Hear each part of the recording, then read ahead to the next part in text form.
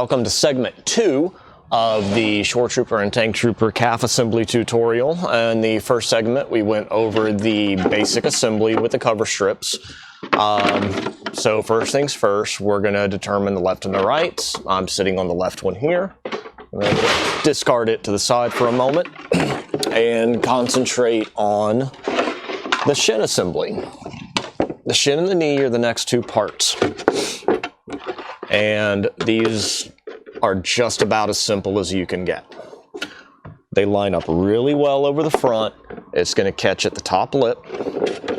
Let's switch our camera views so that we can use both cameras here. There we go. They're going to line up at the top and run all the way down to the bottom. Like with all our other parts, we're going to sand an area so that the glue has a place to stick. We already know it's running down the full length of this. We'll go ahead and make sure that that's nice and sanded.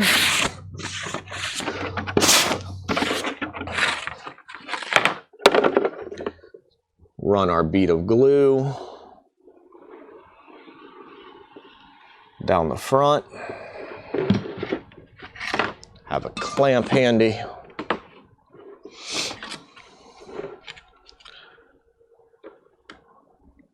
And line this baby up at the top.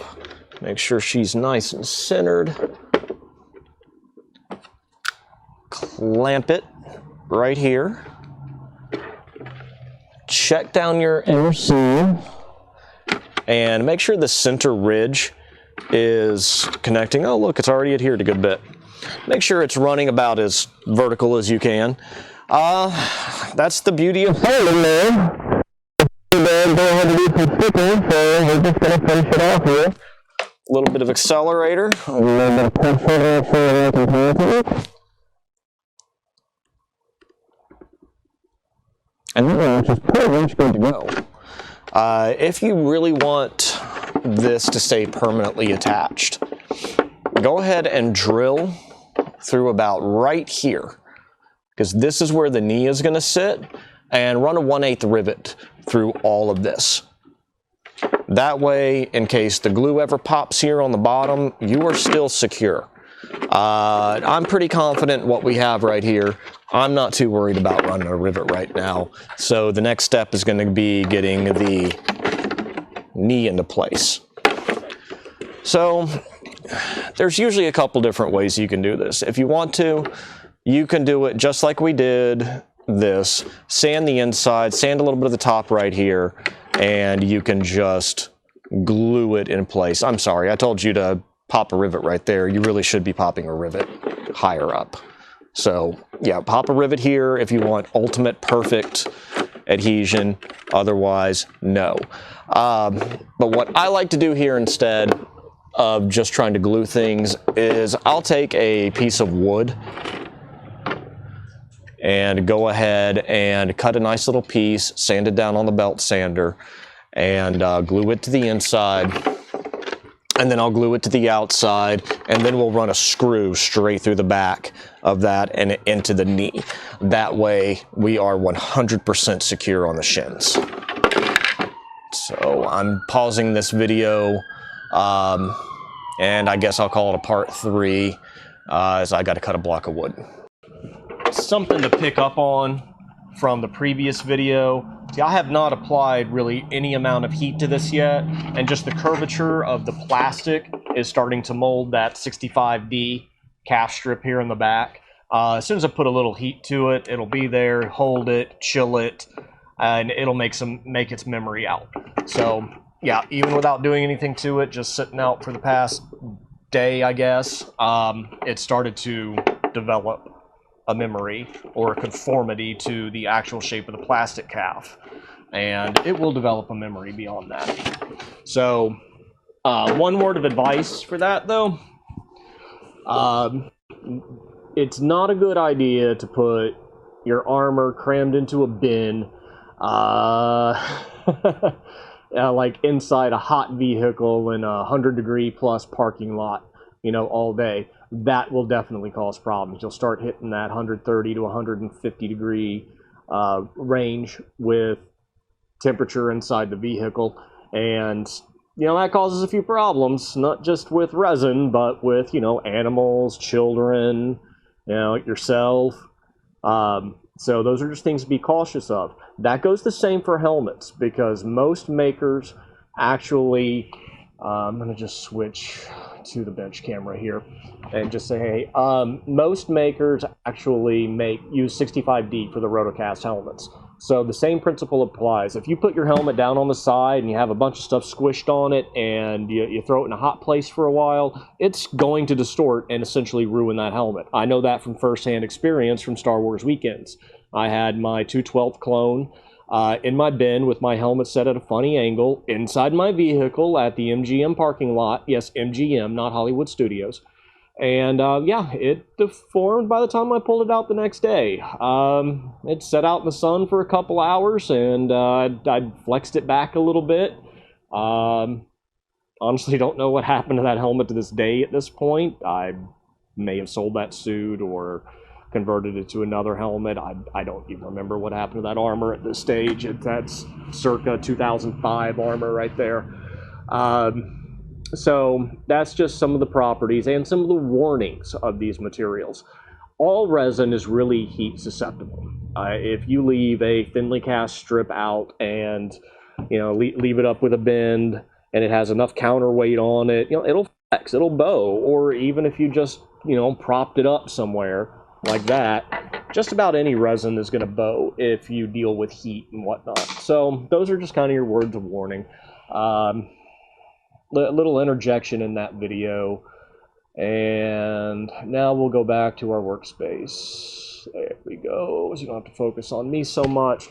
So we're back down to the same thing we did with the right calf, as I just said. A little bit of sanding here.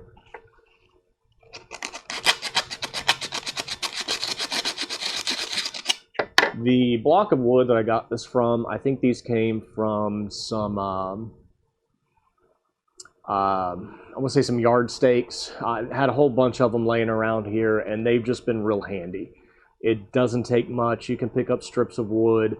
We consider these like just miscellaneous build supplies, things that you could use. Hey, if you don't like this method, then don't do it. Nobody's forcing you to do anything on it. You could use plastic. You could use foam if you dared, but then I wouldn't shoot a screw in from the backside. It's just been a good tried and true method. Probably the only thing I'd run back behind here would be like some starboard. Real good material. It's just a little bit more expensive. They sell it at Home Depot in 3/8 or 1/2 inch thick sheets. That's about $55, $60 for a 2 foot by 4 foot sheet, and it's marine grade stuff. We use it on our cutting table for back forming and replace it as we go. So, all right, getting back into this. So we talked about our wood block. It's really nothing special. It's a block of wood. And sanded this area. So we're back onto some super glue. So we know it's going to mount right there. And I'm actually going to let some overhang over the little bumps right here, because I'm not too worried about the security. Nice. This is one of the instances I prefer to go ahead and pre-spray the contacting side. Go ahead and just goop up a bunch right there. It's good to go. And drop it in. You know, maybe you can hear some snap, crackle, pop if I put it near the mic. It's not very loud though. So we got that much set. Now I'll go ahead and go in and give it a couple little squirts. And if you want the extra security, go ahead and seam up a bit around it. Everywhere it's making contact. So you're kind of building up a bridge. This is essentially overbuilding at this point. It would take a pretty hard tumble to really knock this off once it's been screwed in from the backside. But I like to overbuild. I already said that my leg fell off the Star Wars weekends. That's pretty darn embarrassing. That could have been really, really, really, really bad back then. So, you know, what do you promptly do? take a crash kit, go fix your stuff. That's what I do. Just go fix it. Nothing's really broke. This is more the smooth side of the wood. Not too concerned. I'm going to rough it up anyway. And I already know it's going to be mounting in this area. Let's just show you for now. See, by putting in the block of wood,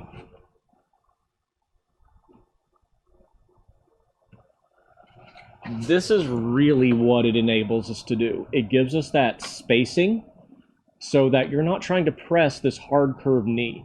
These curved knees are designed to go straight onto the calf. So when they added these in, that's what we dealt with. So put a little offset on it and you're good to go. So I'll mention this too. These are obviously separate parts. And from a production standpoint, it does make sense to all these things in and put little wings on, or have a one-piece mold laid out if you're fiberglassing it. You know, that stuff is nice and dandy, but if we're going to talk about accuracy, you know, we have to start addressing issues like that. You know, that should not be acceptable. You're going to nitpick one thing, but let a whole slew of issues go. So we got to pick our battles here, people. That's your public service message of the day when we're talking about accuracy. All right, we've glued in our wood block. We are good to go there. And we've mounted it here and explained why an offset block is really a good thing for doing this. So we know it's going to be here. Let's go ahead and give it a sand.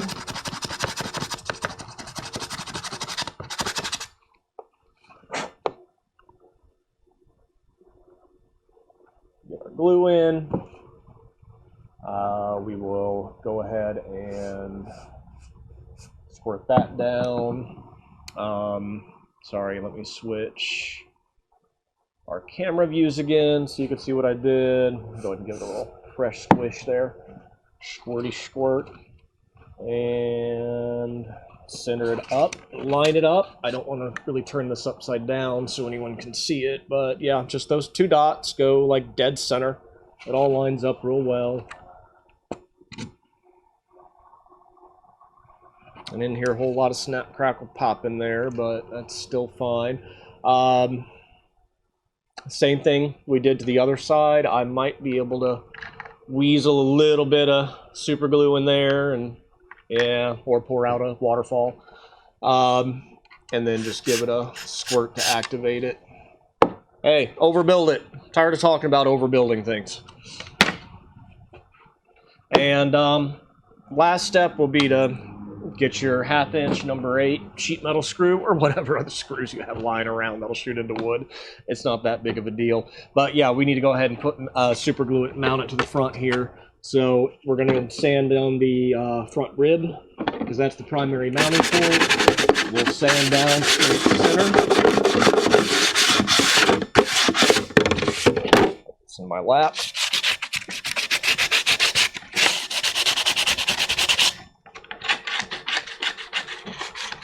And there are actually a couple of areas you want to avoid blindly putting down glue on, and that's going to be these center bricks. So whenever I bring it up here to line up my part to make sure everything looks good, I don't need to do any additional trimming. You know, everything just kind of, you know, fits. It's just there. I'm going to eyeball and pencil mark about where that area is on the outside, and I'm going to avoid glue in just these two areas. No big deal. That's just to prevent any kind of runoff going on. Now watch me run a whole strip up this thing. I'm actually going to put a little bit more down at the bottom, because that's a very primary spot to be concerned with coming off, since we're going to screw it. And no, I stopped at the line. Good boy. And keep on coming to the top. Just go all the way to the top. It fit really well, so I am going to go ahead and pre-spray this. I'll still do a follow-up spray, but we've got a fair amount of glue, and it just kind of fell right on. I mean, she was just there.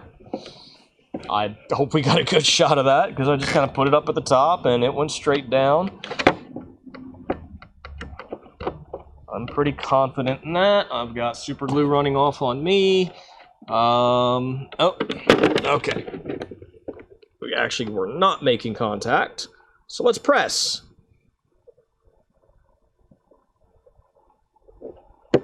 And how did that go? That didn't go really as planned. So, yeah, we were not making contact. That's very good. We'll go ahead and pre-spray, but we'll go with the old faithful method this time. Boy, that was a rookie mistake right there, if you ask me. Yeah, we'll get it on. We'll clamp it at the bottom, and then I'm going to come through and work it up from there. So go ahead and get this clamp in and get some pressure going.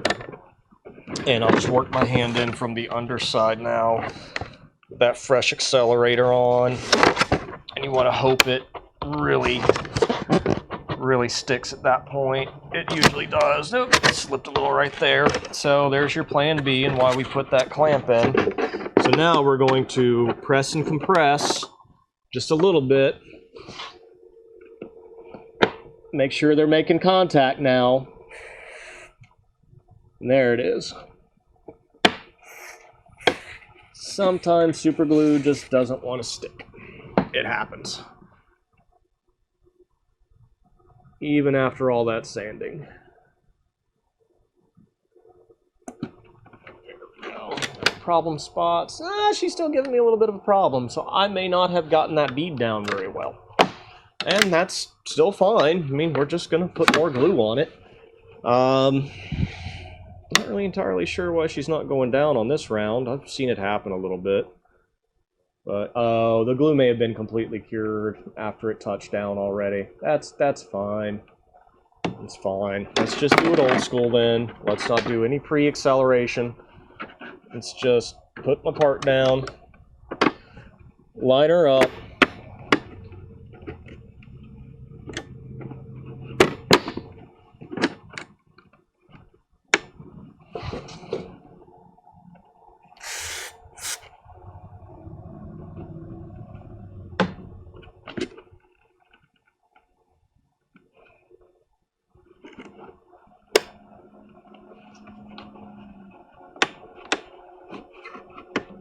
So I got the middle section on there, bringing some hand pressure in for the top section.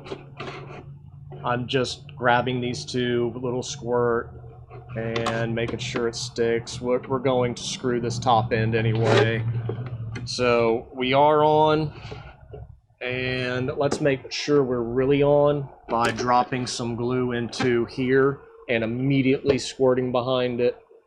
I don't want to pull it up too much, and be careful with the strength of your blast going in because it can make it run. There you go. Now I'm very confident in that. And if you want some extra confidence, another squirt does not hurt. Well, that's a tagline right there. Another squirt doesn't hurt.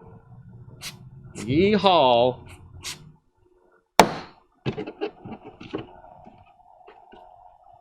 One of you people out there is going to make me into a meme one day. And nobody's going to get it. All right. Well, there's that much. With only minimal amounts of overspray in my face. I felt a little bit of it. So with that wood block in, and we know it is... You're kind of eyeballing it here at this point to kind of see where it is, but at least you got plenty of room to work with that wood. I'm going to drop in a little pencil mark right there. Do we have it? Is that it? Is that a good spot? You can always measure it, but let me measure it with a pencil. Here we go. That was in an okay spot. Let me see. I trust this spot a little bit better. I just stuck the pencil down in there to get a quick measurement. Anywhere it's going to blow through, I don't think it's going to hurt. And these are number 8.5-inch screws. Again, use just whatever's laying around if you have it. I'm sure you can find something in an old junk drawer for all that matters. And let me get to that spot. And we are going to compress this down. while I'm drilling through. I want to know I bit into that wood. And I know I bit into it whenever I heard that loud torque on the impact. So, yep, we're now solid. So, where we are going to go from here. Let me switch here to the overhead only for a minute. Where we're going to go from here, we have our wearing right and wearing left. So the next steps that we have to go through are going to be all the straps. The calf straps, the upper calf straps, the ankle straps, and the upper quadrant of the calf straps. So these are definitely more of a whole separate type of beast that you do, and the last thing that you do, they're slight bit time consuming.